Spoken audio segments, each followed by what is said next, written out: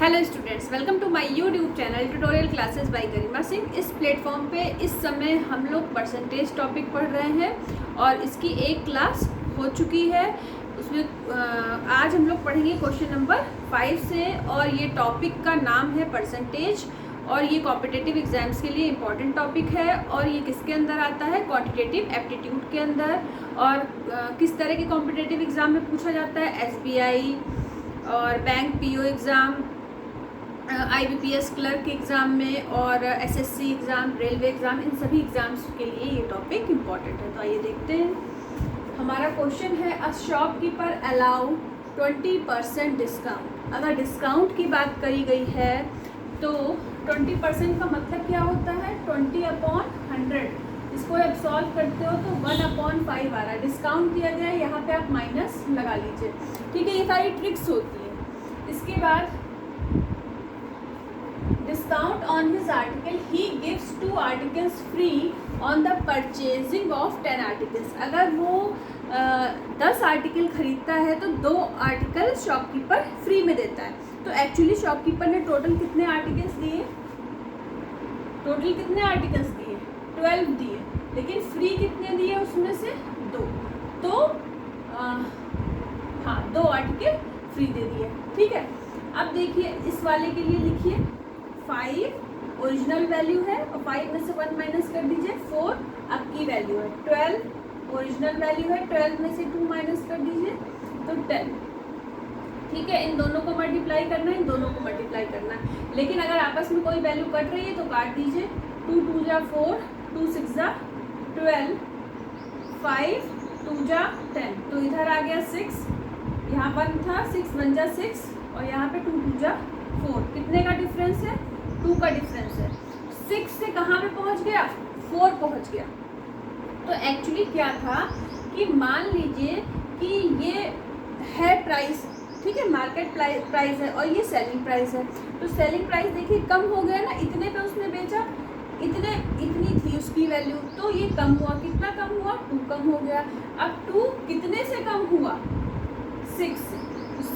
2/6 into 100, तो क्या मिल गया? 100/3। इसकी वैल्यू आप लोग जानते हो 33.33% आ गया इसका आंसर। ठीक है, पूछा था calculate overall discount given by the shopkeeper. तो शॉपकीपर ने ओवरऑल डिस्काउंट कितना दिया था? 33.33%। अब आ जाइए क्वेश्चन नंबर 6 पे। क्वेश्चन नंबर 6 क्या है? A fraction is increased by 10% and after that कोई फ्रैक्शन है वो 10% इंक्रीज कर दिया जाता है, तो उसके बाद होता क्या है? Numerator increase by 120%, denominator increase by 80%, so that the resultant become this. 1 fraction में लिखा है 1/5। तो what is the original fraction?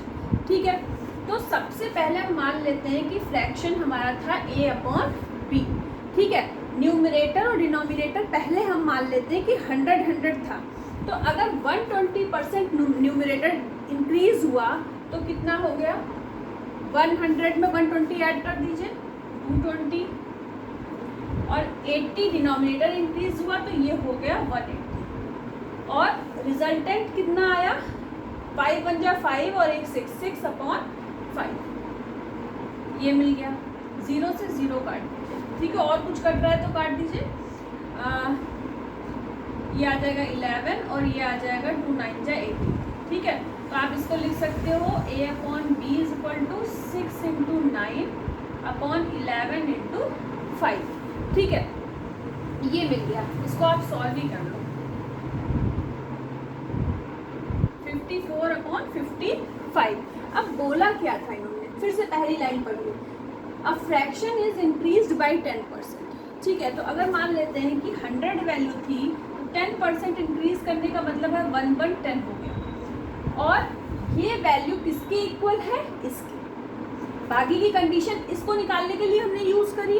तो जब 10% इंक्रीज किया गया फ्रैक्शन में, तो हमें फिर आगे की कंडीशन को हमने निकाल लिया। फिर हमें वैल्यू कितनी मिल गई? 54/55, मतलब इतने की वैल्यू ये है। तो 1% की वैल्यू क्या होगी 54/55 अपॉन में 110। अब इन्होंने पूछा है what is the original fraction. Original fraction हमने 100 माना था, तो फिर 100 के लिए 54/55 इंटू 100 ऊपर और नीचे 110। 0 से 0 कट गया, और कुछ कट रहा हो काट दीजिए, और फिर वही आपका ओरिजिनल फ्रैक्शन हो जाएगा। देखिए 5 से काट दीजिए 11, 5 2 जा 10, तो 54 इंटू 2 कितना हो गया 108, और 11 इंटू 11 121।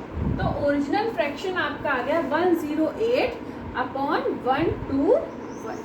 ठीक है, तो इस तरीके से हमारा ये था हमारा क्वेश्चन नंबर 6 का सॉल्यूशन, और ये है हमारा क्वेश्चन नंबर 5 का सॉल्यूशन। इसको नोट डाउन कर लीजिए फटाफट से।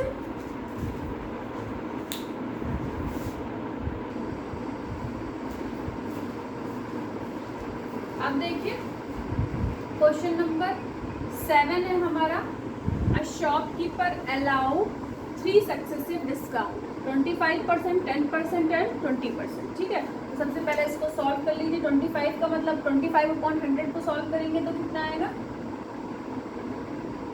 और 10/100 को सॉल्व करेंगे तो कितना आएगा, और 20/100 को सॉल्व करेंगे तो कितना आएगा 1/4 आ जाएगा, ये 1/10 आ जाएगा, और ये आ जाएगा 1/5। डिस्काउंट दिया है तो सब में ऊपर माइनस लगा दीजिए। अब इस वैल्यू के लिए लिखिए पहले 4, और 4 में 1 माइनस करके लिखिए, ये पहले की वैल्यू, ये बाद की वैल्यू। फिर 10 में 1 माइनस करिए 9, 5 में 1 माइनस करिए 4, जो कट रहा है काट दीजिए, बाकी का मल्टीप्लाई कर दीजिए। 5 इंटू 10 और 9 इंटू 3, ये आ गया 50, ये आ गया 27। ठीक है, अब दिया हुआ है, आगे पढ़िए। On his articles if marked price, MP का मतलब marks price, mark price of the article is ₹500। अगर मार्क प्राइस 500, अब देखिए ये है आपका मार्क प्राइस, ये है आपका सेलिंग प्राइस। ठीक है, तो मार्क प्राइस की वैल्यू क्या दी हुई है 500। ठीक है, 50 की वैल्यू 500 दी हुई है, तो 1 यूनिट की वैल्यू कितनी निकल आएगी 10 निकल आएगी। तो पूछा है calculate at what price the article will be sold, मतलब सेलिंग प्राइस पूछा है कितने में उसने बेचा। ठीक है, तो अब वैल्यू तो 500 थी, लेकिन बेचा कितने में, तो 27, 1 यूनिट की वैल्यू थी 10, तो 270 रुपीज़ यहाँ लिखना चाहिए। 270 रुपीज़ में उसने उसको सेल किया, सोल्ड किया, तो ये हो गया उसका सेलिंग प्राइस। ठीक है, तो इस तरीके से हो गया आपका क्वेश्चन नंबर 7। इसको नोट करिए।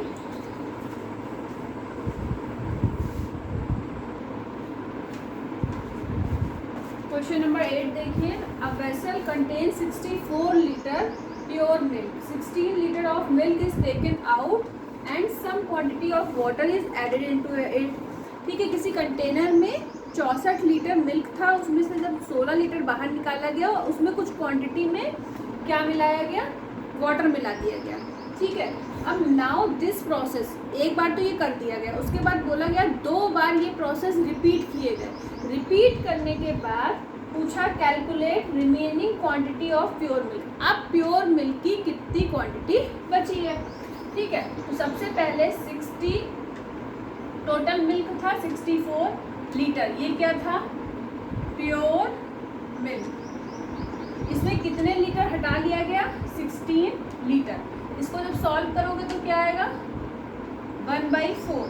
ठीक है, अब माइनस किया गया है तो ऊपर -1 आ जाएगा, इसको सॉल्व करने पे ये मिल गया। अब ये प्रोसेस कितनी बार किया गया है 2 बार इस प्रोसेस को और किया गया है। तो इसको सॉल्व कर लीजिए, सॉल्व करने का तरीका आपको पता है। 4 में से 1 माइनस करा 3, 4 में से 1 माइनस करा 3, 4 में से 1 माइनस करा 3। ठीक है, अब इनको कैलकुलेट कर लीजिए, ये आ गया 64 लीटर और ये आ गया 27 लीटर। तो ये तो आपका क्या था प्योर मिल्क था, और ये कैसा मिल्क आ गया। अब प्योर मिल्क कितना बचा, रिमेनिंग पूछा है ना कि remaining quantity of pure milk, तो रिमेनिंग प्योर मिल्क कितना बचा 27 लीटर। पहले कितना था प्योर मिल्क? 64 लीटर। ठीक है, तो फटाफट इसको नोट डाउन करिए।